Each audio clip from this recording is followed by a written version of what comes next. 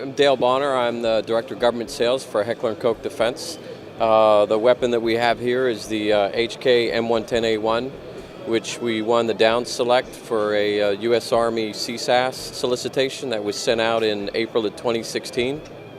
The Army set out a solicitation for a compact semi-automatic sniper system in 7.62 in early 2016, April timeframe. And Heckler & Koch responded along with other vendors, and we were down selected in late of 2016, awarded the contract. So Heckler & Koch Defense was awarded the CSAS program as the final selectee, and our system is the M110A1. One of the focus of the system was that it was suppressor capable, so we work with a company called OSS. The advantage of their system was it allowed us to not have to use a two-stage gas switch system.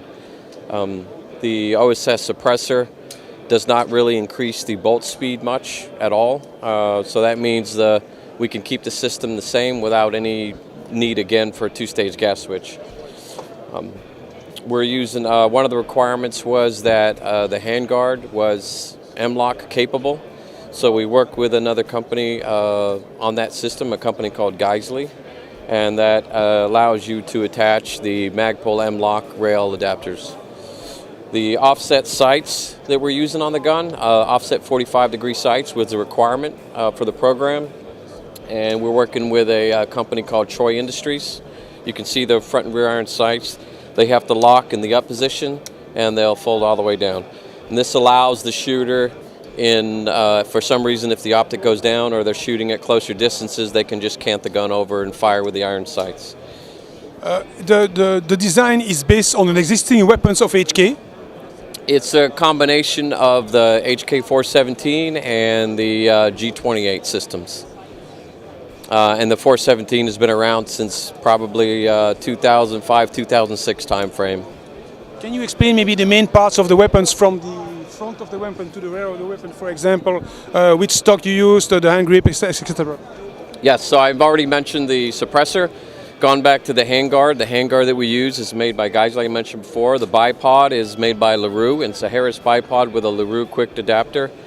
There's an offset 45-degree rail for a red dot sight made by JP Enterprise. We go back to the optic, which is a Smith & Benner 3-20. The rails they're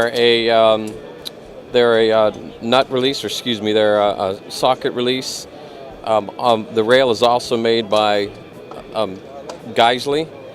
All of our controls on the system are ambidextrous, which comes right off our HK417A2 system. So you have the bolt release, the mag release, and the selector are all ambidextrous. Which type of magazine you use for this weapon? The magazine is the same magazine that we use in the HK417. This is a 20-round magazine, and the optional magazine is a 10-round magazine. And then for this system right here, we have an adjustable buttstock. The buttstock is adjustable in length of pull from adjusting the bottom switch, and then also a fine-tune adjustment in the back using this knob. And the advantage of this cheek piece is it stays in the rearward position so that you can manipulate the charging handle all the way back, and I can move the stock back into any position and the cheek piece will stay. You can also raise the cheek piece up and down.